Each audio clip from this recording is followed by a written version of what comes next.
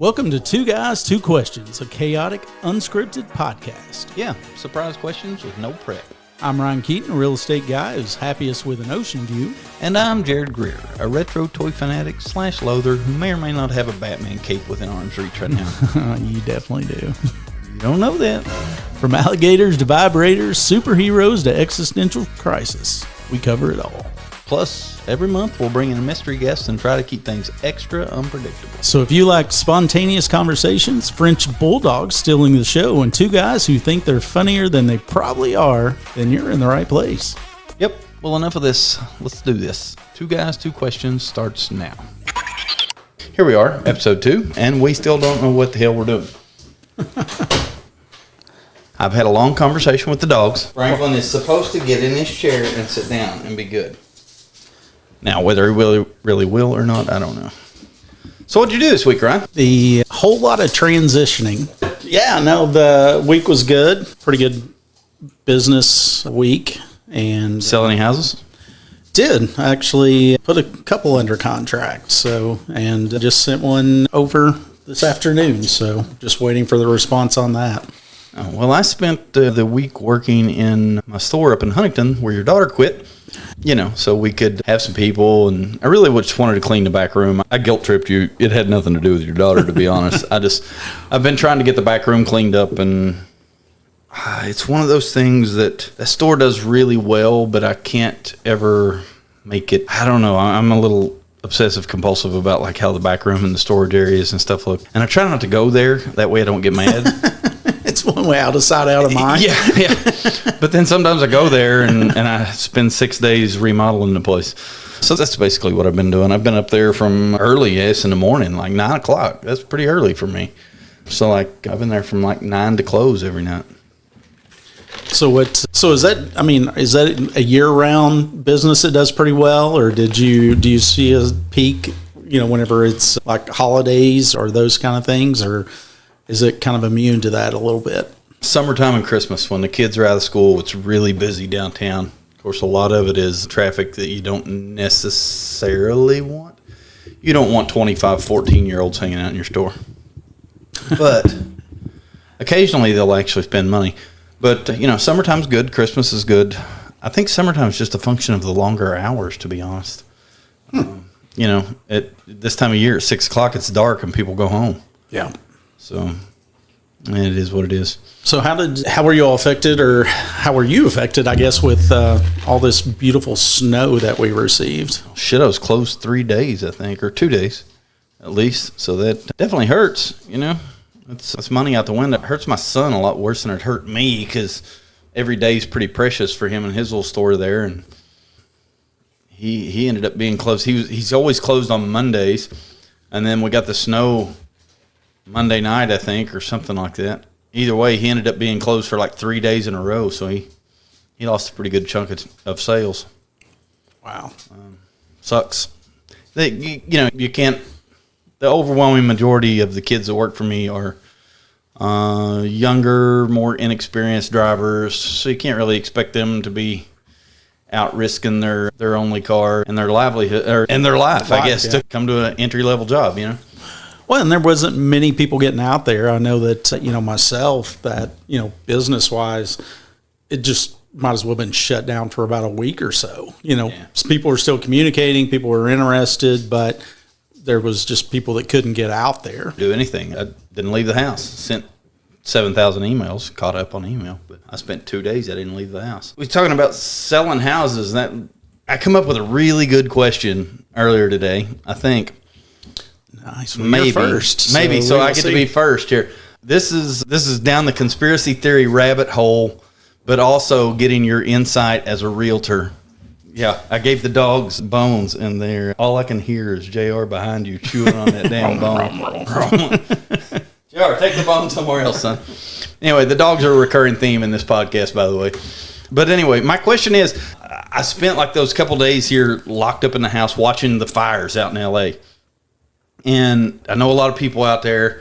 I've thought a lot about this, and my heart really goes out to all those people. But as a realtor, looking at simply the housing market in Southern California and LA, what's your conspiracy theorists tell you? what's going on out there? Like, does that have anything to do with the real estate market in your mind? Full disclosure, I don't think it does in mine, but I've heard people on TV already saying that it's done simply to, to gentrify the area or to run some people out of there so the real estate market can gobble those places up. But for one, I'm never one that's much on conspiracy theories. I just don't tend to go down those rabbit holes and tend to occupy my time with different things than that. Yeah. You're not Craig. Yeah. But no, I just find that incredibly hard to believe. To me, it's the way the earth takes care of itself, right? I mean, it's the wildfires, the floods, part of that's obviously got to do with climate change, which may be something that other people think is a conspiracy theory as well. But reality says that, temperatures are getting warmer. Yeah. But no, I just, to me, there's been such a diversity of what, gosh, it's taken out celebrity homes. It's taken out wealthy. It's wiping out parks. So I think that it's, just in my opinion, I think it's just part of the natural process of the planet. And I don't know if you've been seeing this. I don't know what happens here, but they're saying like every house that gets listed as a rental gets, 800 applicants in the first hour it's listed. And the thing that struck me is they're talking about, landlords can't price gouge, so you can't price it above market, but also every house that's out there becomes a bidding war for rentals because, there's 10,000 families in one little area without a house. So where are they all going to go? So I don't know what the difference in price gouging and engaging in a bidding war for an apartment is or for a house is, but evidently they're making some distinction over that.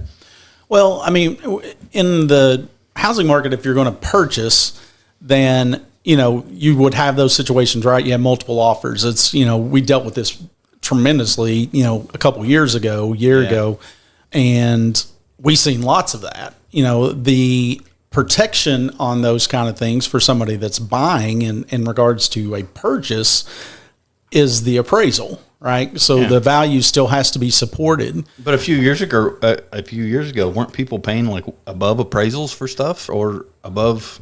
Yeah, we didn't see it as much in our market. Some, on maybe some of the nicer homes, the higher end stuff, but definitely, as close as Lexington and, the way my company's set up is that, kind of our peers are in different states. So we're unique in that way. And they were seeing that everywhere. I mean, I had some colleagues that, any house that went on the market, they were expecting anywhere from 15, 20, 25 offers. And what you had was that people were putting, essentially waiving the appraisal. Yeah. So they would go in. I guess if you've got the money, you can do that. Yeah. So as long as you don't have to go to the bank. Yeah. You're intentionally you're paying above what it's, but their perspective is that's the market value. And, at that time, the challenge is that's why after you have those big, huge bubbles, eventually they burst, right? And that's why you end up having a lot of foreclosures after this situation too. Some of that's got to do with people just overpaying for homes, and then they get in a situation, some of that has to do with they're doing adjustable rate loans and those kind of things, and then boom, once they don't have their 2 or 3% or whatever it was, then boom, now they're up to 6, 7, 8%. I saw they were saying that some of the houses out there were renting for above $20,000 a month. This is just for a normal little home, because there's so much competition in the market. I don't know, man. I don't know how you displace that many people and then figure out what to do with them. It's, like I said, it's a real mess out there. Half of Hollywood sent me emails saying, hey, so-and-so lost their home. We'd like to get them as many shows as we can. Can we get them booked into the convention because they need to make some money? And it's a pretty sad state for Hollywood right now. Well, and, and I think the big thing to remember is, I was just talking to somebody today that's looking to move up here from, Tennessee. But anyway, they were somebody that worked for FEMA. Yeah. And they were still going, he was like, hey, I'd like to look at this, and because I'm going to be gone for the next 30 days because I'm going down to Florida. because we're still doing cleanup efforts and we're still doing things down there for the hurricanes. Yeah. So, I think we're bad in this country, and part of that's probably got to do with just the amount of things that we have going on. But, the wildfires, as bad as they are, that's just the newest thing on the news, right? And, these people that are down it's just today's news. Yeah. Yeah, because the people down there. Tomorrow's news will be worse. Don't worry. Yeah, and there's still people struggling to recover from the tornadoes that ripped through here about 2 or 3 years ago. Where North Carolina's still in a mess with the that just lost that. So I think it's kind of a sad thing, and this one right now is getting the most pub because it's the newest thing, and unfortunately you have a lot of money that is out there. That's also where a lot of the TV stations and things of that nature are all feeding in there. So, it's sad and it's devastating, and there's a lot of people dealing with issues out there. But, I think we got to remember that. I think it's real easy to watch that on the news though and say, that's a bunch of celebrities. They can handle it. They've got money or whatever. But, from being in the convention world long enough, I can tell you that a lot of those people are just normal people. If you're not on the A list in Hollywood, there's a great big disparity in an A list and a C list actor. There's a great big difference there. That person that is a standard actor. Not that they're not enjoying their life and doing things, but heck, you look at like ESPN radio hosts and people like that. Are they making pretty decent money? Sure, but they're not making millions and millions they just happen to be on TV every day. We think they do. Yeah. But that's any industry too, right? Is that, there's, in every, in our market, there's 600, 400, whatever it is, realtors. Not every one of those realtors is doing the same level of business that the Ryan Keetons of the world are doing. Yeah, hey, shit's good. Good to be the king, isn't it, Ryan? It helps. Yeah. But far from the king. Far from the king. You're the king. I'm number one in your heart. You're number one in my heart. That's exactly right. You're the best realtor in this room, right? It's only because you haven't gotten your license yet. No. Oh, speaking of, I think I told you this. After we did this 2 weeks ago, like during the snowstorm, I'm pretty much through my apprentice auctioneers class now. Oh, look, I see Franklin behind you trying to get something off of the... Just checking it out. Yeah, just checking that shit out. Anyway. So you got the auctioneers. It's a 12-hour class, and I'm 9 hours through 12 hours worth of class. So hopefully I'll get that done, I don't know, maybe in the next few days. And then I can be an apprentice auctioneer. And I have to serve for a year as an apprentice before I can get my full license.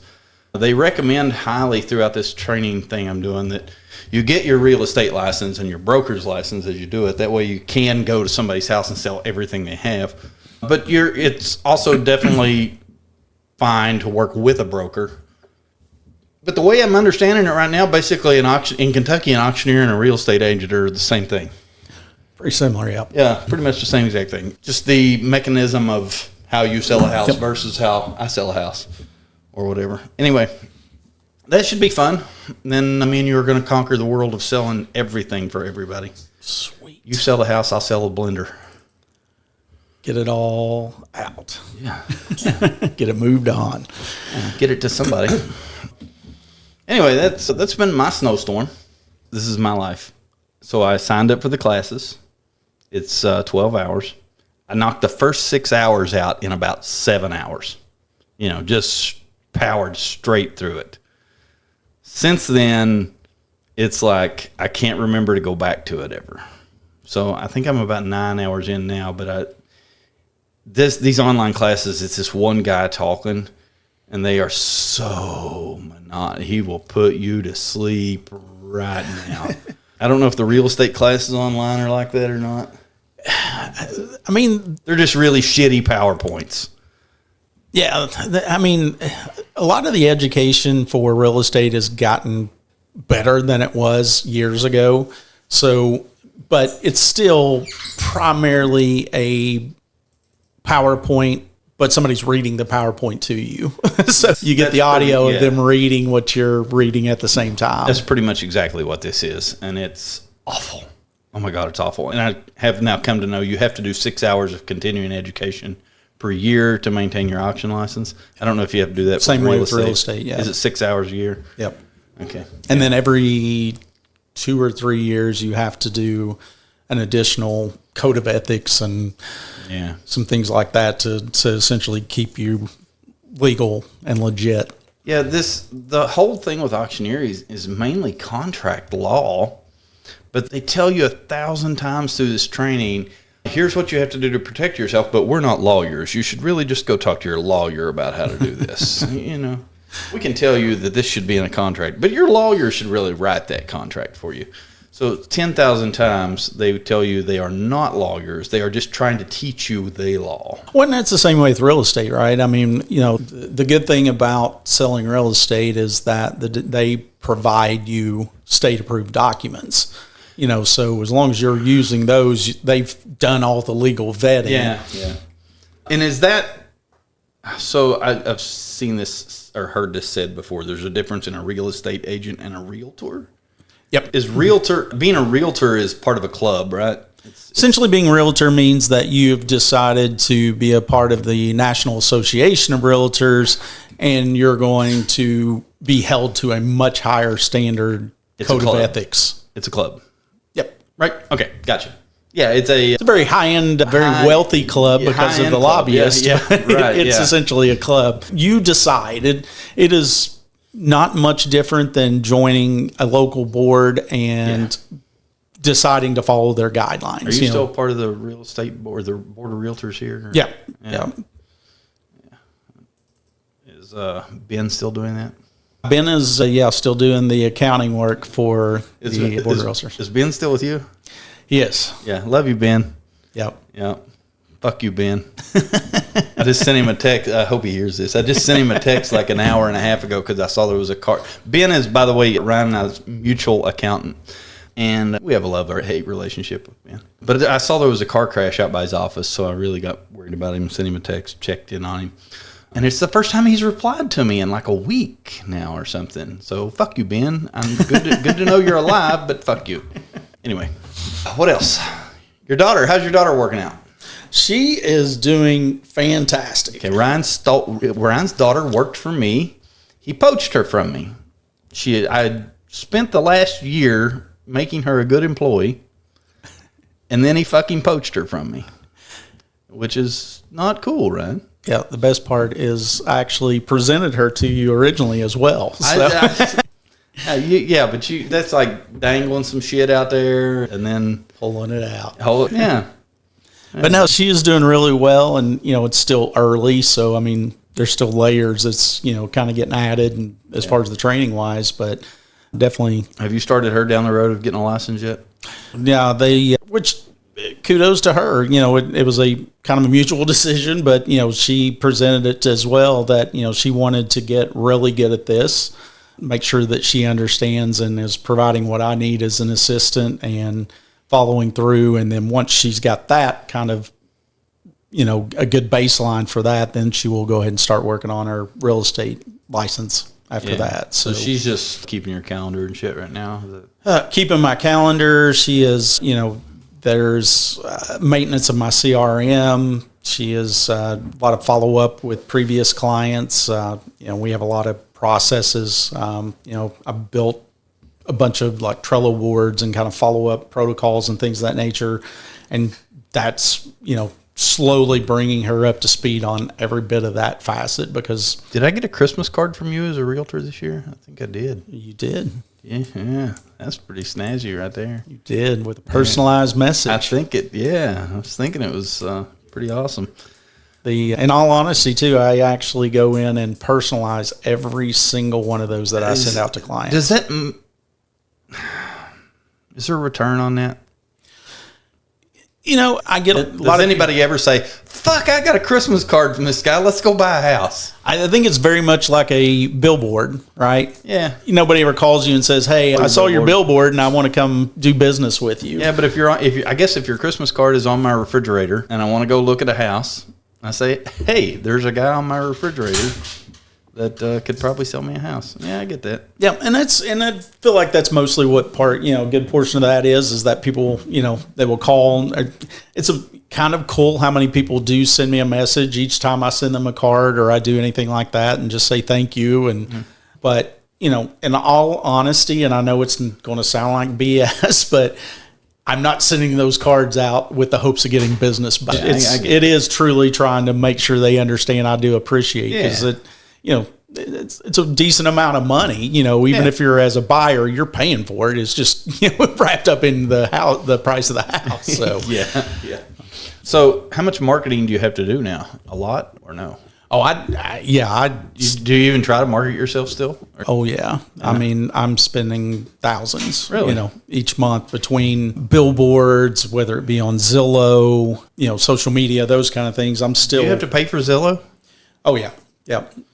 To be like the preferred to be realtor, to be a preferred realtor and to get them to provide some of those live connections, because most people when they're going on site, they're just looking on there. They don't have somebody they're already thinking about, so they just want to talk to somebody. Yeah, I remember this has been several years ago. I was in Lexington for some reason. I was sitting at a Denny's and looking at real estate, and there was a house popped up. And it's when I was still married. Jamie and I were there, and I showed her this house on my phone, and I said, "Hell, I should send a message. This is a cool old house."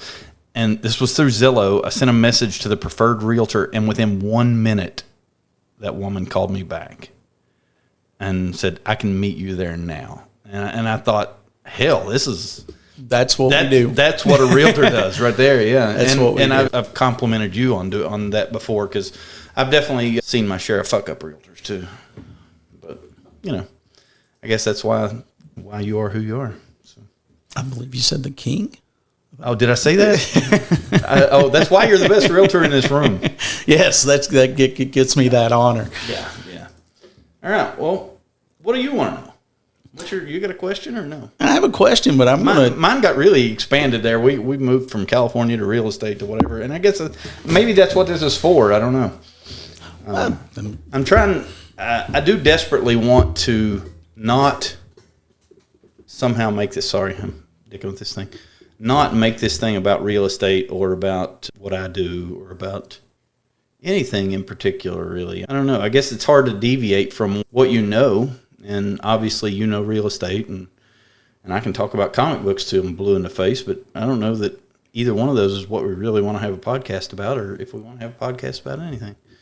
Well, I will tell you that my question has nothing to do with that. So good. It'll probably for you may feel like it's a little bit banged some random girl in college or something.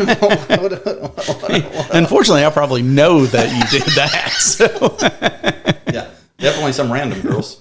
Well, speaking of banging random girls in college, I'm not sure this is. So this question could play into that a little bit. Okay, what you got? I am curious if there is something that makes you emotional or will actually bring tears. Oh yeah, I'm a fucking softie, man. That's what I'm saying. Yeah, because I didn't think you fit into the quote unquote narrative of what a typical male's supposed to be. But I'm kind of curious. No, I'm a big old softie. I cry at goofy movies and all kinds of shit. Hell, I probably cried today over something. I can't think about it. I can't think for sure, but man, the dumbest shit gets me sometimes. Forrest Gump, for God's sake. I mean, he'll get me. I don't know. There's a lot. Movies get me a lot. Lots of times I'll cry when I get pissed off too, because it's a manifestation of me being mad. My ex-wife will tell you I pride myself on being able to absolutely control my temper. I don't get mad usually. I don't let things bother me, but sometimes me being mad and not letting that out will express itself as fucking teary-eyed. But also, like I said, man, I'm a big softie. I'll cry over anything. I don't care. What do you cry about today? It's interesting that you say that because I have noticed, and it's been a product of trying to be aware. Yeah. But whenever I am mad or pissed off or something's bothering me, I lower. My voice becomes lower. It's very direct, and it's and it's not loud. Control. It's not mean, but it is it is funny. And I think Dixie, my wife, would even comment and basically just say she can tell. Yeah. Okay. Because it's just all the girls in my office will say, what's wrong and why are you talking to me like that? Because I get very direct. I'll try to really control the words that I use. And I don't know. I used to see it in meetings, in business meetings, like in and around the steel mill and things like that. Guys would try, because you're in a meeting that's getting put in a record somewhere. There's minutes of it. So you're trying to say exactly the right thing. Yep. And they're talking slowly, so you use exactly the right words, and you don't want to misspeak or say the wrong thing. When I get mad, sometimes I'll defer to that. And that's very measured. And that's trying to cut the emotion out of it, because I always say emotions don't make money, which, sometimes they do, I guess. Sometimes they do. But mostly I pride myself on being able to give you a hug or call you a motherfucker and not be mad at you 3 minutes later or whatever, Yeah. I don't make money yelling at people, I guess. So. Well, I don't think people respond to that. No, they don't. Nobody responds to being yelled at. Yeah, I think sometimes. And even if I'm yelling at you, even if I'm saying you are the biggest motherfucker on the planet and you are really fucked up, then I'm probably going to say that in that tone, or in some tone that you will hate much worse than me yelling at you. Yeah. Because I think people, if someone starts screaming or someone gets this crazy emotional, I just turn it out, turn it off. It doesn't, to me, it's almost comical. It's almost like whenever you're driving, and I think it's funny. You almost hit somebody and they're like flipping off and they're screaming. And you're like, dude, do you think I really just tried to hit you or pulled out? And I'm sure that happens, but for the most part, it's called an accident for a reason. And then when someone gets like just totally irrational. I pulled out, I'll never forget this. I pulled out in front of a guy in Moorhead one time, and, I fucked up, Yep. I kind of cut him off, pulled out over in front of him, and he followed me. And I stopped. I was going to the flea market up on the hill there by the interstate. He followed me there, and as I got out of the car, he jumped out of the car, and he said, "Are you fucking blind or stupid?" I said, "Well, probably a little bit of both, and, just dumb at times too." And it caught him totally off guard, and he just didn't say anything else. He just got back in his car and left. And I think he wanted to murder me until I didn't pull out in front of you on purpose or whatever. But I tried to stay cool with him, and he didn't know how to react to that, really. He decided, if you're not going to fight with me, I don't know how to react. And I think that's Eastern Kentucky a lot. Everybody around here is a little on edge. To me, that's just comical. I'm an adult male. Yeah. You don't need to be in a fight as an adult male. So I just find that comical whenever people are like, "Oh, kick your ass." I'm like, really? That camera battery just died again, and it was a different battery. So it's like that camera only lasts a half hour for whatever reason. Where it kicks off. Yeah. So now that is interesting though, that the crying is a big softy. Man, total softy. Like I said, I probably cried about something today. It's annoying. Quite honestly, it's really annoying. It's hard to be. It's hard to be in touch with. It's hard to be tough when you're going to sob. Oh, it's the crying that doesn't make you tough. Well, that's right. Yeah, there's probably a lot of things that make me not tough, but I'm pretty soft. I'm pretty soft and fluffy for the most part. What about you, Ryan? What gets you all pissy or teary eyed? Or you cry at Forrest Gump? Oh, yes, it is. I do pretty much probably not quite as like where I let people see that as much, but it's I could be watching a commercial, and it just be the right commercial, and another thing that just flat out kills me is whenever there is a parent or something in a movie or a show that they're dying and the kids know. Yeah. And it is all about just, oh my God, could you imagine what this would be like for my kids to go through this? And those, that will get me. But it could be commercial, it could be a show. I could be watching it could be a comedy or something, and then it just have like a little spot in there that has something that's one of my triggers. I'm going to start trying to write them down. I'm going to start trying to figure out what my crying triggers are. But there are definitely a bunch of them. Yeah, I don't know. But most of mine has got to do with for whatever reason, it triggers something in my head about, how would my family react? Yeah. Or what would I do? Or, gosh, how would this go? So I ordered these books, and I ordered 5 of them, so I'll give you one. But I ordered these books that are, the cover literally says, "Oh fuck, I'm dead, now what?" And they're basically these things that they're these little notebooks that have all these questions in them. And I've seen those for... It's like you estate planning. interview your parents or grandparents and say, "Hey, tell me about a story whenever you were younger," or something to that effect. At least I've seen those. They're supposed to ask all the right questions so people know what to do when you get hit by a truck. And that is awesome. When I get them, I'll give you one, because I bought a bunch of them because I thought we could probably sell them in the store, and I'd never seen them. But they haven't showed. I've ordered them off the fucking TikTok shop, and they haven't showed up yet. So I may have got scammed. They tend to be slow. Yeah. Yeah, we're still waiting on some Christmas items that were ordered in the end of November from that.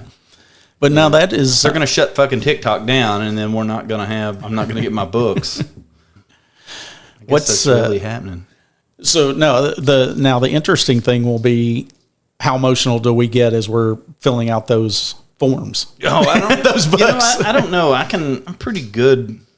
I'm doing good with the state, the things that I've done up to this point. Yeah, but yeah, and I'm pretty good with understanding that one of these days I ain't gonna wake up.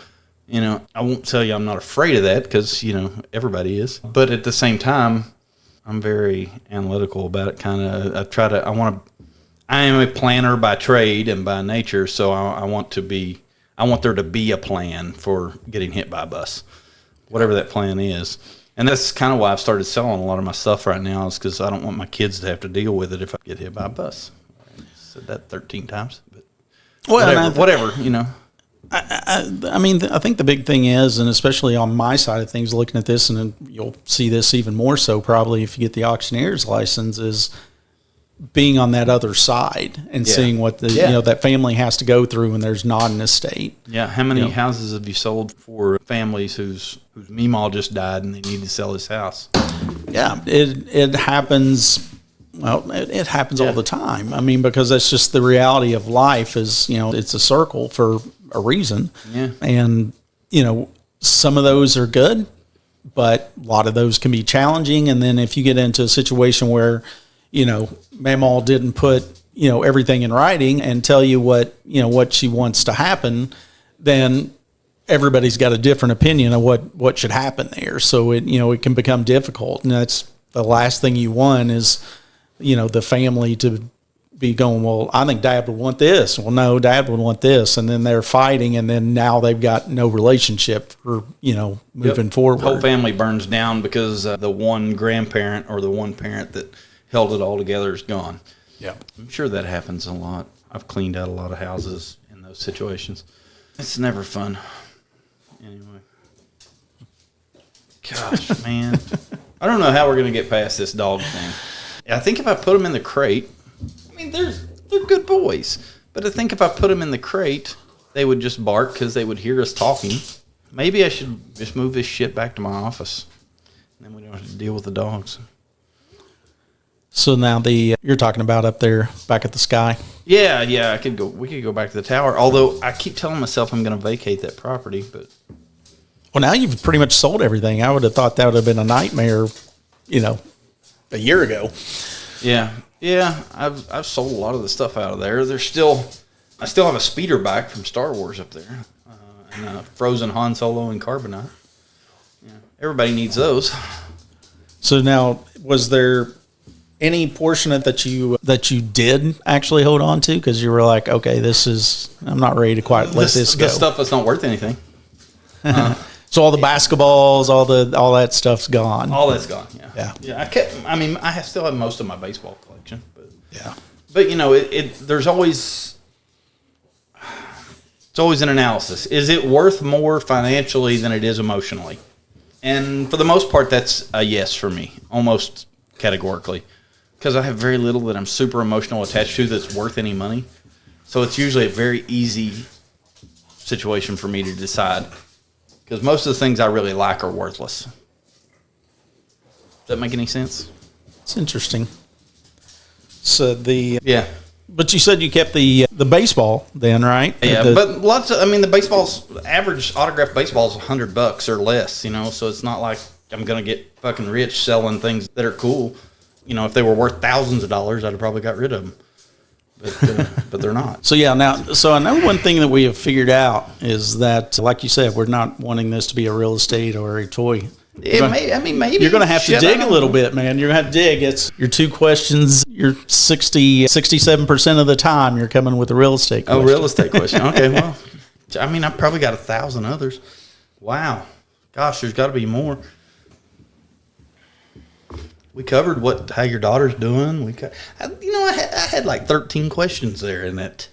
You did, yeah. And they were layered. Thing. It's hard to take one question and weave it into like 20 minutes, Well, and in all honesty, the question about California, although it was masked in real estate, it wasn't a real estate question. It really wasn't. I've just been watching fire coverage way too much. I've spent way too much time that I should have been editing a podcast, watching real estate burn to the ground. I don't know. Like I said, I know a lot of people out there. Eaton Canyon, where that Pasadena fire is. Last time I was out there, I went and got an In-N-Out burger and went and sat in Eaton Canyon and ate that In-N-Out burger. And I love it there. And that place is just torched now. It's gone.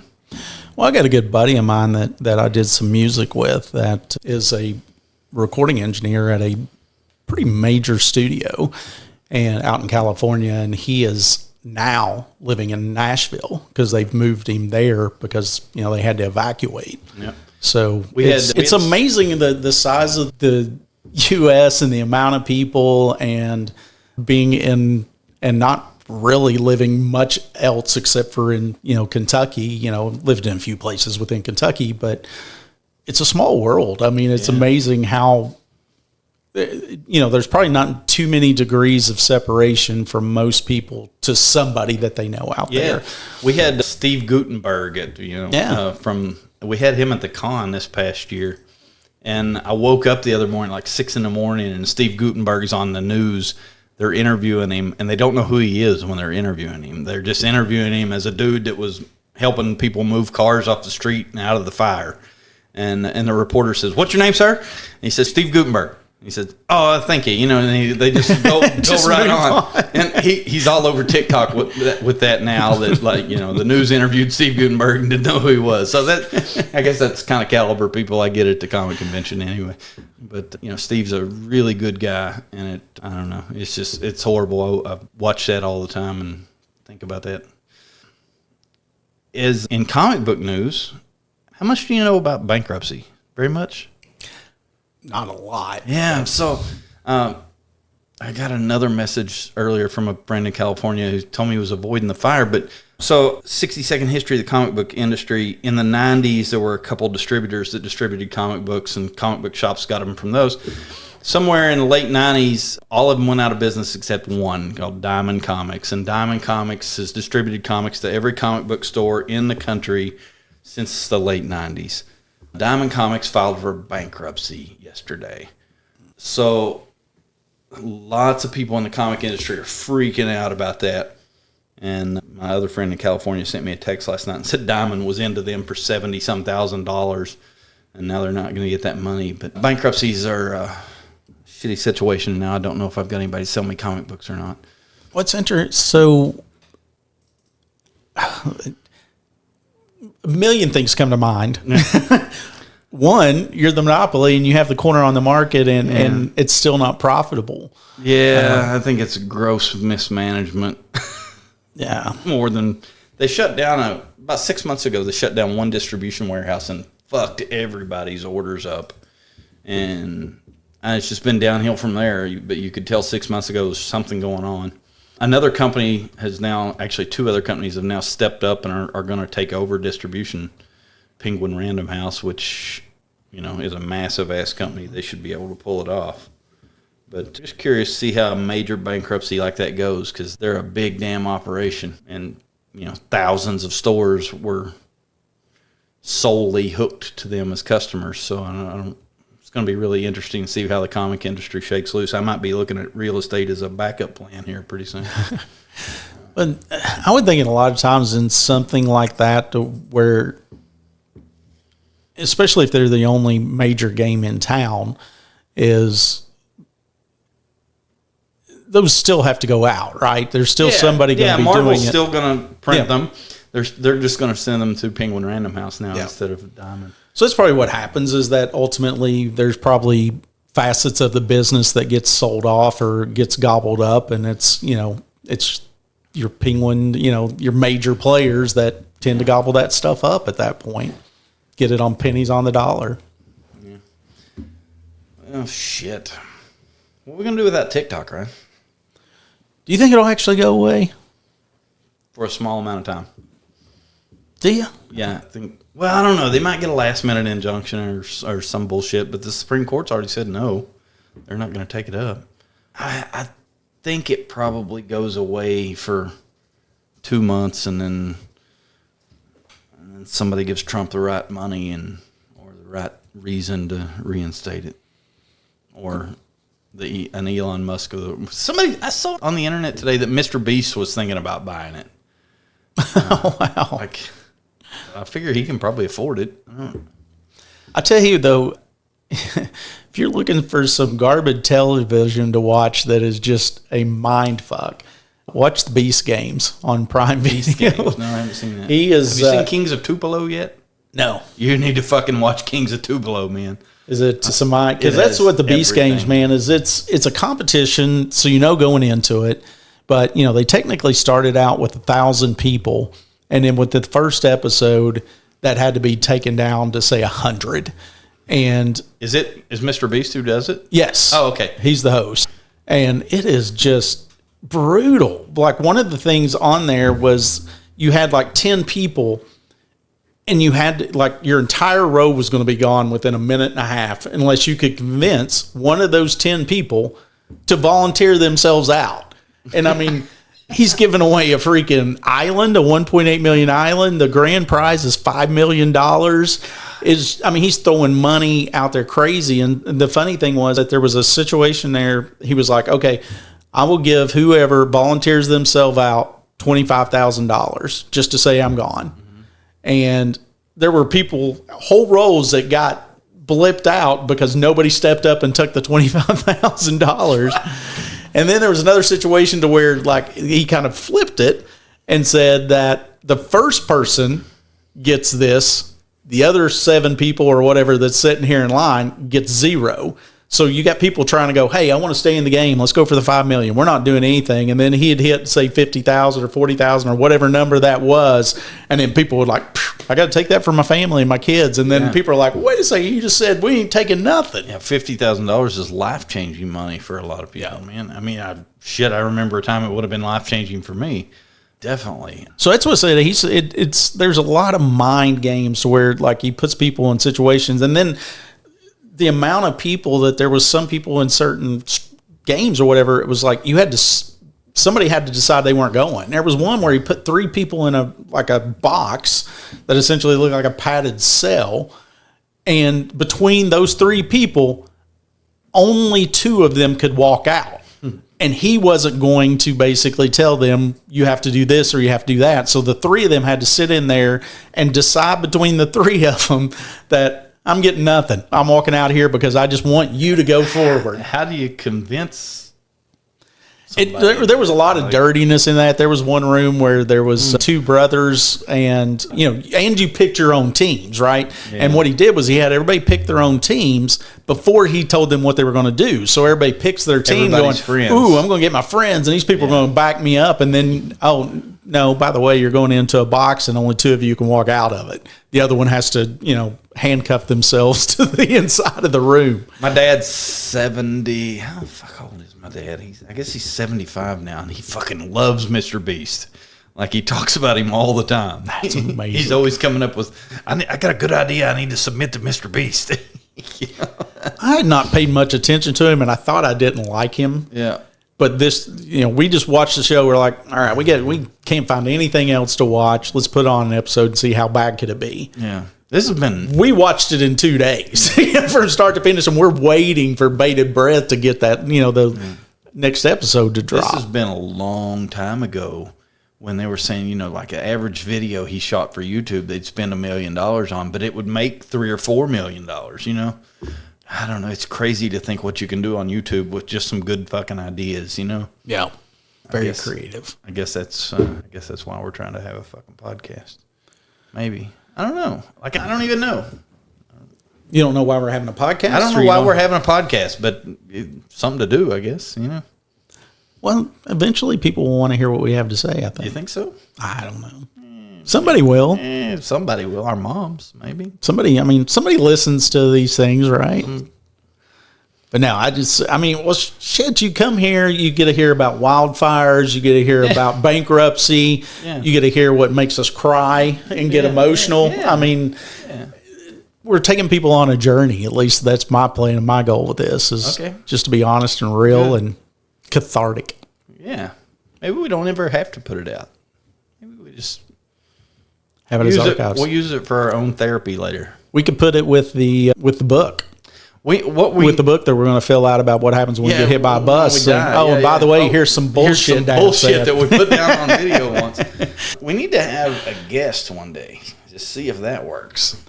Well, yeah. So one of the things that I did talk about, with one of the companies that we still got to go, kind of dig into a little bit was, I'd like to potentially have a guest maybe once a month. Yeah, but aren't the people you were talking to, is that real estate focused? They do real estate focus, but that's not all they do. Okay. So, matter of fact, the lady that I talked to has a podcast that has absolutely nothing to do with real estate. I mean, nothing. She kind of walked me through it. Okay. And, she's been doing it for 4 years. Okay. And, because we were kind of talking about, what does success look like and, how do we progress and, different things of that nature. And, first, I think she said probably 6 months to a year, she had like 3 people listening and she knew who those 3 people were. Yeah. Now, she's up to, a couple thousand subscribers and, Yeah, Brad told me, I was talking to him about, what would it look like? And I said, we recorded an hour the other day, but I don't know if it ever turns into anything. He said, well, the first 40 hours you record is going to be garbage anyway. Nobody's going to want to listen to it. Nobody ever will listen to it probably, but you'll figure out what you're doing in the first 40 hours. Yeah. Okay. Well then, so AI here tells me, Google AI says the cost to produce a podcast can vary widely, I thought it said wildly, depending on the level of production, but ranges from $200 to $1,000 per episode for basic setup. Is that in line with what they were talking about? Yeah, it is. It is in line with that. It's probably on the lower to mid size of that. Really, whenever you start looking at it, if you're trying to get, some help with getting guests, and, and different things of that nature. But how long he needs Craig Razor? Where's he? I said, he's all we need as a guest. As a guest, yeah. So no, that's I think he would be an interesting guest. That's for sure. That's love you, Craig. Yes, he would be interesting for sure. My sister was telling me that because you probably know this. What's the deal with the vapes? Did they outlaw the vapes? Do you vape? Don't you vape? Yeah, I vape. And supposedly in Kentucky, it's they're like. And to me, it's very frustrating, and I don't know that I want to necessarily go down this rabbit hole, but vapes are going to become illegal unless they've went through the federal FDA top, those kind of things. That's already and they Kentucky, can't have any flavors and different stuff like that. So it's essentially saying if you're Big Tobacco that moved your budget from Big Tobacco to vape, you can still go ahead and sell these here, but Mr. Independent, that is, a valid business. They've run testing and they've done stuff, but they don't have that specific money to get that specific thing. They're going to be gone. But and I actually reached out to Craig and just said, hey dude, how's this going to affect you? And my sister, crickets chirping. Yeah, my sister was telling me that Craig was the only game in town now. Like she said, everybody else has quit selling them, but Craig still sells them. And she went there to him the other day, and he said, "No, that law didn't pertain to him because he was had some sort of license or something." I don't know if that's true or if he's just selling them, waiting for them to show up. And because there's some argument of how much money can you make before you get busted and have to pay the fines. I mean, we used to knowingly illegally sell fireworks because the ticket was $150 and you could make $15,000 in 3 days. So who gives a shit? Yeah. Here's your 150. So let me proactively pay it. Yeah, let me just go ahead and pay that fine up front. So I wonder if Craig, if that's the calculus he's making right now. Well, I know that there was some companies that flat out are just not shipping here. So there was a couple of places that we had went to, and they were having sales because they were not getting any more of that particular brand or product in because of the new law. I think I'm going to add vapes to my Huntington store because we can still do it in West Virginia right now. Yeah, that's what I heard. There was I had an excited daughter. Quite honestly, I know you vape. I guess it's not for me, and I don't know. I've thought it was just dumb from the get-go, but I'll fight for your right to do it forever, Well, I will tell you, I smoked Yeah. cigarettes and hated it. Yeah. But I could not kick it. I'd tried just about everything, and this vaping is how I ended up getting off of it. Granted, I know it's still essentially smoking, but it's a much better product. Yeah, cleanliness. It's always been my thought that the vape market marketed that as you can quit smoking with this. Okay, but they didn't ever tell you that, hey, you're going to be smoking a vape. Yeah. They didn't ever say, oh, well, you quit smoking with this, and then it takes 6 weeks to wean yourself off of this. Well, they didn't want to wean you off, right? I know. It's kind of like a beer Anheuser-Busch running telling you to drink responsibly. Yeah, but every motherfucker I saw for 3 years that was vaping nonstop said, "Oh, I'm using it to quit smoking or whatever." It's better than smoking. It's like using Suboxone, I guess. Yeah, it is better than smoking a cigarette. It's cleaner and it's I'll give you that. It does not smell anywhere near it. 100%. But I'm not delusional enough to think that it's, you're still getting, you're still taking in nicotine. You're still breathing stuff that's in your lungs. So do you vape for the nicotine or for the flavor? It's the nicotine, right? I vape. I like the flavor. I ain't gonna lie. Okay, so if they outlawed vapes as they are now, but then they could have them that were flavored with no nicotine or with nicotine but no flavor, which one does Ryan buy? Begrudgingly the nicotine but no flavor because I'm addicted to the nicotine. I am. I know that I am, and I can tell. In situations where I have to go like several hours or whatever, you're in a meeting, I feel that. Yeah. So. Is a vape better? Because like when I smoked cigarettes for years, but when I smoked, you light a cigarette, you're going to be there smoking the whole cigarette. I can see it being better with a vape because you can go take one hit off of it and then go back to work or whatever.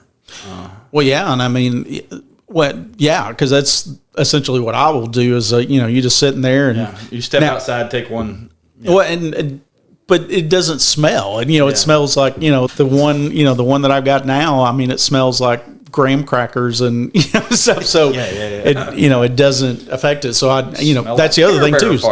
I don't have to walk outside to smoke a cigarette and stand out in the cold for 10 or 15 minutes. I just hit my vape and wait another 20 minutes and hit it again, or whatever it is. True. But do you get as much nicotine out of one hit off that as you would smoking a whole cigarette? So there was a period of time where I vaped, and then if I had anything to drink, that vape wasn't strong enough. Yeah. I had to go to the diesel, right? I had to get the cigarette. Yeah. And that only happened for a short period of time because whenever I'd hit that cigarette, the head rush and that kind of stuff, nicotine whenever you don't smoke forever and then you hit, that was miserable. Yep. Nicotine sick. And vaping doesn't do that. And I think that's, part of that is just probably in the amount that's delivered. It doesn't have a lot of the other chemicals that are in, the smoke, and it's not, to me, it's a lot easier on the lungs. So where are you going now to get a vape? You have to go to West Virginia or? Well, at this point, I mean, I had a couple that, just went to like Florida. Oh, okay. And there was a couple real good deals, so we just bought a couple extra. Buy them in bulk. Yeah. Can you order them, some bitches? I don't get them on Amazon or something, right? I don't know that you can.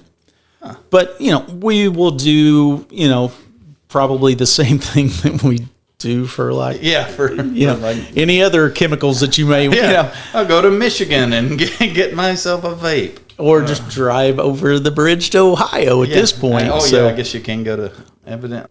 I know there was one called a Geek Bar because I was laughing about we should sell those at the Geek, but I don't see those on Amazon here. So evidently, I don't think you can buy or sell tobacco products on Amazon. I think it's like a fucking $50 license or something for me to be able to sell them in West Virginia, and I think I could make really good money selling those in West Virginia. I have talked to myself about whether I'm morally conflicted selling them, but I don't think I am. One of the interesting things, I think that you may drive business for the other ones, that people are just popping in for like, oh crap, I can get this here, and I pop in and Yeah, people use me for a convenience store up there. I mean, it's right downtown. There's not a convenience store downtown, so we sell a lot of drinks and chips and that sort of thing. And, we donate a lot to the homeless community through theft there. It works out really well for them. I don't know that I've ever heard it quite put that way. Well, it is what it is, Somebody steals a Coca-Cola, I probably won't prosecute that, but somebody steals a $500 comic book, I had to go to court over that. I have to go do a few things. Yeah, it is what it is, Theft in Huntington, West Virginia is off the charts, by the way. I don't know if you have any concept or if Tristan's ever told you how many times a day somebody's in there stealing something. And it's like, I'm a bookstore. I don't have milk and bread. But, man, people steal stuff like crazy in there. And like I said, it'd be different if it was life necessities or something because, I feel for people's situation and all that. But, gosh, damn, don't come in and steal coloring books and shit because, and by the way, they steal a lot of coloring books because I think that's the 13th fucking step in some recovery programs is they teach you to color when you think you're about to be using drugs, which, hell, I'll give them a coloring book to keep them off drugs. But you don't have to steal them, Stealing is... it is what it is. I have a hard time. Stealing, I hate stealing. To me, that is something that it's almost burns me to my core. Yeah. I just hate somebody stealing, because not that necessarily somebody give you what you want, but a lot of times, if you ask, people will try to help. Yeah. But, when someone's stealing just because they're trying to make, and it's not a necessity, there's different, I can appreciate if someone's got 3 kids at home and they're trying to work and they can't, or maybe they work part-time, whatever they do. Maybe they have a job and they're working full-time, but, they just have to have money for kids. Oh, speaking of needing a job, I'm going to come out like an old white guy when I say this.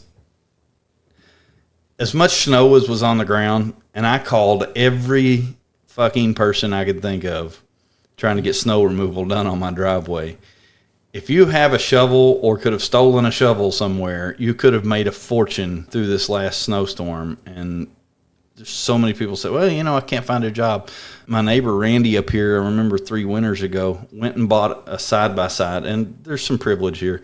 But anyway, he went and bought a side-by-side the first day it snowed that year and put a snowplow on the front of it. And before the first payment was due, he paid that side-by-side off by shoveling snow out of people's driveway with it. And I tried to call everybody I could call to get my driveway cleared off. And I ended up shoveling the damn thing off myself. That's why it doesn't look very good. But every snow removal company in town said, oh, no, we're covered up. We have more than we can do. Because they're doing pretty much, if you're calling a professional snow removal company, they're probably doing commercial properties, right? Yeah, but I tried there was some kids up here shoveling my neighbor's driveway. And I said, hey, you guys want to do another one? And they said, no, we don't have time to take any more. So, it's like I'm saying anybody on unemployment could have made a mint for the last 3 days. But yeah, unfortunately, there's probably still a lot of that. It is just apathy, Yeah. Oh, yeah. Fuck, I don't want to shovel snow. I get it. Now, if I don't know, would shovel snow if I was broke. Oh, Oh, the amount of things that I've done in my life that didn't want, I didn't want to do, I didn't want to work at McDonald's, at one point in my life Did either. you work at McDonald's? Oh yeah. Did you? I never did. I've had plenty of shitty jobs, but I never worked at McDonald's. Although I do have a whole lot of fucking respect for McDonald's because of the way they train the kids. You can sell 1 million hamburgers a year or a month or however many damn hamburgers they sell. They're all going to be identical, and they train 16-year-olds to do it. I envy that so much because I can't train 16-year-olds to alphabetize a book. Books on a shelf. And there's only 26 letters in the alphabet. So I really admired McDonald's employee training program, and I guess they do a pretty good job for most kids that need a job. Yeah, I'd say that. Yeah. Did they teach you not to shit in a hamburger mix? You were supposed to try to stay away from that. They encouraged washing hands. Yeah. But no, I would tell you probably the worst job that I had at one point in my life was a job at, I can't remember what it was called, but it was kind of like a Shoney's or something like that. It was there in Moorhead actually while we were there. There was a Shoney's in Moorhead while we were there. Yeah. This was my job. Was to go in and work the breakfast. They had a breakfast buffet. Okay. And I would go in and for about 7 hours. So from about 5 or 6 in the morning, because it started out early for the old folks, and till about noon or 1. And I did nothing but cook boxes of bacon. I was literally taking a box. We would just take the whole box out there because we were having to cook so much bacon. Set in a box. I'd pull out a sheet, that was on this wax paper, put it down, and that was it. Flip it, let it cook for a little thing, pull the plastic off, flip it over. Was it Jim's? Is that what that restaurant was called? No, Jimbo's, man. I miss Jimbo's, the best burgers in the world. Right there at the entrance to campus? Yeah, this sit down over, I don't even know what's there, probably a little steakhouse, but it was down in it was before they redid all of the stuff along the interstate up there where Kroger and Walmart and all that. Yeah. It was one that kind of sat there in the middle, but it was essentially like a Ponderosa or a Shoney's or something. And it was miserable. I almost had a breakdown just mental breakdown at one point. Correct me if I'm wrong here. I was starting to think about this the other day. So this would have been fall of 1994 when I came to Moorhead. Were you already married? 94. Yeah, fall of 94 is when I came to Moorhead. You were inactive in the fraternity, but I think you were already married. Yeah. And maybe even living in married housing. Yes. Did you live in married housing over there behind? Yep. I was thinking that. And for a while. It was a fairly short period of time because for whatever reason they didn't have it the next semester or something. I don't remember what it was. You were one of the first people that I consider in my friend group to have a child. I don't know if you know that. Like you were one of the first people that I considered my peer that had a baby. Because that was, my oldest daughter was born in 94, in December of 94. Yeah, so that's when I came to college in fall of 94. So, 4 or 5 months later, I was a pops. Yeah. So, what's your oldest daughter? What's her Kelsey? name? Kelsey. Yeah. I couldn't remember to save my life. Where's she now? She is in Charlotte. Okay. Charlotte, North Carolina, and that's who's giving me my grandbaby. She's 3 now, so. But yeah, she's doing well. But yeah, she was born in December of 94. And then, okay, so I'm trying to remember, what's her mom's name? Candace. Okay. And then after that, did you marry that Angie girl? Angie, was that her name? Yes. And you married Angie, right? Yeah, that would have been. Okay. Is Angie any of your kids' mom? As Bryce. Okay, Angie's Bryce's mom. Okay. Yeah. So that would have been in I think 96, 97. Ish. Yeah. Something like that. 96 and 97. 96. The Candace thing was a little short lived. That was quick. And did you know her from before? Or did you meet her at college? Met her at college. Okay. Yep. Yeah, and you'd just been there a year when I got there, I think. Right? I got there in 92. Or 93? Yep. Yeah. Fall of 92. Okay. Yeah. So you're 2 years older than me. Yeah. You're a fucking old man, right? That's it. I do look younger, though. Yeah, I know. I don't know if shaving your head makes you look younger than me or not. It helps the dome. Helps, yeah. Helps to have the good dome. I don't know. I probably told you this. One of the little girls that works for me asked me the other day. She said, "What color was your hair before it was gray?" And it pissed me off so bad because I still don't see my hair as gray, even though it's definitely gray. But I don't see it that way for whatever reason. When I look in the mirror, I don't think I'm a gray-headed old guy. Anyway, that really hit home for me. Is what color was your hair before it was gray, sir? So did that make you cry? No, it didn't make me cry. How about that callback? It didn't, yeah, there you go. It didn't really make me cry, but it made me probably think I should cry anyway. It is. There's definitely some, once you get to this point, there's definitely some sad moments where whenever you look in the mirror and for whatever day that look in the mirror, you just happen to see the real reflection. Yeah. And not what you think you look like when you're at your prime. Yeah, shit. Who is that guy? Yeah, you look down at your dick in the shower and go, "What the fuck?" The drapes. What happened to the drapes? Shit. Yeah. If you're lucky, you can see your dick over your belly.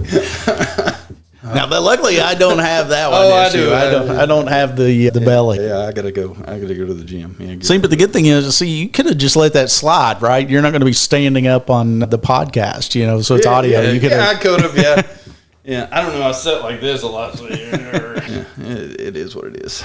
Anyway, what else? Anything else good this week? This week is going to be we're supposed to get another cold streak.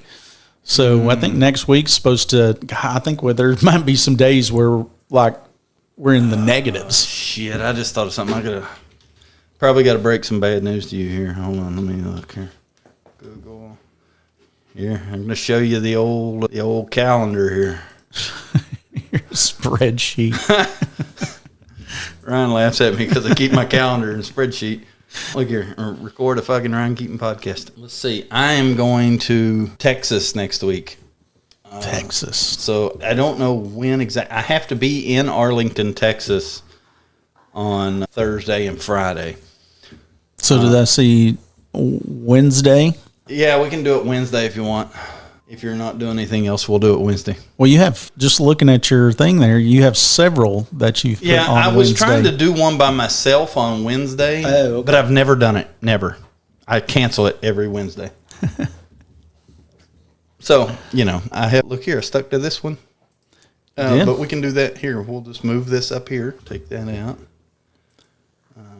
Anyway. So now the trip to Texas, is it something that you want to share publicly? Sure. I don't care. I'm going to, so there is a giant online, here, I'll show you, giant online comic book shop called mycomicshop.com, world's largest comic book store. And anyway, I have worked out a consignment deal with them. I'm going to take 4 pallets of comic books down there, and they're going to consign them for me. And for what I could ship 4 pallets of comics, I thought, well, I'll just drive them down there because then I get to see their operation at the same time, which is what I really want to do. I really want to see how because they move thousands and thousands of online comic books a day, and I want to see how they're set up to do that. Not that I'll ever be able to duplicate it or recreate it, but I still would like to see how it works. And it was a good opportunity to drive some stuff down there, get to see Texas. But they let me select 5 different dates and said, pick one of these days you want to show up at the dock. And the first one I asked about, they said, oh no, we've already booked that time. Sorry. So the second one they gave me, after they gave them to me to select one. What I really meant was 4. Yeah, exactly. Oh, we were just kidding about that first one. So anyway, I have to be there either on the 22nd or 23rd, and I don't want to try to hit driving from here to Arlington in a one-day window anyway. So I'm telling myself I'm going to go there for 2 days, figure out what else Arlington has to offer for a day, try to get a good steak, deliver some comic books, look around, then drive home. So now what is the drive time? I think it's about 14 hours. It's going to suck. I've never driven to Texas. Have you? I have never driven to Texas, no. Yeah. But I have driven to Florida. Oh, yeah. I've driven to Florida 1,000 times, but essentially seems like it would be somewhat similar to that. You know, most places in Florida is going to be at least 12, 14 hours. Yeah, last year, no, it's 2 years ago. Like I said, my dad's 75. 2 years ago, my dad said, "Hey, I need to deliver a car to Florida. Will you go with me?" And I said, "Sure." Okay. So I got in a car with Dad. Dad drove us straight to Florida. We dropped a car off at my brother's house. I had a brother that lived in Florida. He died this year. But anyway, had a brother that lived in Florida. We dropped a car off at his house. We rented another car and drove home immediately. And my dad drove the whole way there, the whole way back. Didn't sleep in the middle and just drove. And I said, "Dad, you're a fucking animal. How do you do this at 73 years old?" I mean, we were awake 30 hours. And he's 73 at the time or something like that. And just gets home like, "Oh, yeah, I'll go to work." Like, yeah, I'm not built like that old man. Yeah, the Dixie will laugh a lot of times because I will occasionally do that, especially if I go away on a business trip. Whenever, like we used to have to go out to Vegas yearly. Yeah. And inevitably, with the way the flights would work or getting in late or getting in early or whatever it was, almost every time we'd go out there or we'd come back, that had to be my option, or at least I felt like that was my option, which was to, I guess, I know I went to bed last night, but I guess I'll sleep again in a couple days. Yeah. Because I used to be able to do that shit, man. I'm too old for that shit now. I like to sleep. Well, didn't you make sure that everybody knew that you were younger than me earlier? Yeah. I mean, I'm younger physically. Well, I think paper-wise, you may be younger. On paper, yeah. I don't know about physically. On paper, I'm young. Definitely mentally, no. I'm 80 mentally. I need to sleep 8 to 10 hours a night. That's wild, yeah. I'm probably 6, maybe 7. I used to function best on 6 hours sleep. Yeah. I think now I can't sleep, so I take sleeping pills to go to sleep, and they keep me zonked 8 to 10 hours. Yeah. If I wake up in 6 hours on those, for lack of a better word, I'm drunk. I'm not drunk, but I'm groggy as hell. Yeah. Makes the day miserable at that point. And then if I don't take the sleeping pills, I just lay there awake for 4 hours, and then I sleep 4 and fucked anyway. I don't know. I wish I could figure that out. But sounds like you did. It's just called a pill. My evening, I don't know about you, but my evening pill regimen has up to about, I don't know, maybe 10 or 11 pills a night now. Dang. Something like that. I, knock on wood, whatever, I don't have, I'm not on fuck you. blood pressure. I'm not on anything at this point. The only thing that I am taking is a couple vitamins. No crazy pills, no blood pressure, no nothing. Huh. Nope. Well. Yep, I do not have any. The only thing that, like I said, is some vitamins, and that's pretty much it. Hell, they got everybody on some sort of pills. I don't know how you escape that. I mean, I've cured myself off of them a lot of times, which just means I quit taking them for a while until something goes wrong, But I think, at night I take 2 blood pressure pills, 2 stomach pills. I'm on what my doctor calls the little old lady dose of crazy pill. Take the old Zoloft here, take the edge off. And then 4 Advil and 2 sleeping pills every night. So, it's a well-rounded regimen. So 4 Advil. Yeah, that way your knees and your hips don't hurt at night while you're trying to sleep. Was that prescribed? Oh, no. I mean, self-prescribed. Oh. No. I think that's the recommended dose, though, right? 4? 200, so you're taking 800 milligrams? Yeah, 800 milligrams. That's what, if you get a prescription, that's what they give you, 800 milligrams. Well, yeah, but you're usually getting that prescription for a short-term 10-day type of thing. I'm just saying, I'm curious to how that would be on the Advil kidneys. Can't be bad for you, can it? Oh, it could definitely be bad for your kidneys. No. They wouldn't give it to just anybody if it was bad. Hold on. Let's see here. Google. Is Advil... What kind of logic is that? You can go buy, any person over the age of 21 can go buy alcohol, but do you think alcohol is good for you? It's good for the mental state at the time, but Advil can be bad for your kidneys. Yeah, that's what I said. Especially if taken in high doses over a long period of time. So what we're saying is, 16 to 2,400 milligrams a day for the last 5 years. 800 milligrams of... Yeah, but I take 800 at night, 800 in the morning, and 800 about midday usually. Yeah, so your kidneys are probably... Yeah, 2,400 milligrams a day for getting the last 8 or 10 years. Yeah, that's not great for your kidneys. Okay, well, Yeah, well. Oh, people with high blood pressure should avoid Advil. Yeah, because it reduces blood flow, and you already have blood pressure medication. It's reducing blood flow. So basically, if you get a little cut, you'll bleed like a stuck pig. That's funny. I'm kind of a free bleeder anyway. Well, that's because you've been taking 2,400 milligrams of ibuprofen for 5 years. I never really thought of it that way, but damn you and your logic. All that stuff. I can't believe you've made Advil bad for me. That's fucking ludicrous, right? Or maybe I just saved your life for your kidney just being a block of tar. 10% working. 10%, yeah. Well, shit. All right. Anything else you want to cover? I think that's it, man. I'm just saying I'm anxious for the next question. I'll try. I think you're going to be coming in. You're going to be coming in hot. I'll try to come up with something better. Which is funny because I'll think about it for more than the 3 minutes before you get here. Probably good. Probably. So, yeah, which is funny because kind of going back to like what you talked about and why this may, in some weird, crazy way, end up working. Once we get a good groove, is the differences in how we operate. Yeah. I have a note within my phone that already has about 10 or 12 questions that I've already kind of shifted around and moved and been thinking about how I want to do it. I actually already have a couple questions for potential guests that we'd have coming on, depending on what those guests do. So, well, here's the thing. I am, by trade, I'm a planner, but for whatever reason, I don't know. Some things I want to plan out like crazy, and other things I just keep pushing off thinking about or pushing off planning. And I don't know, this might work out good. It really, if you are the well thought out one and I'm the fucking village idiot.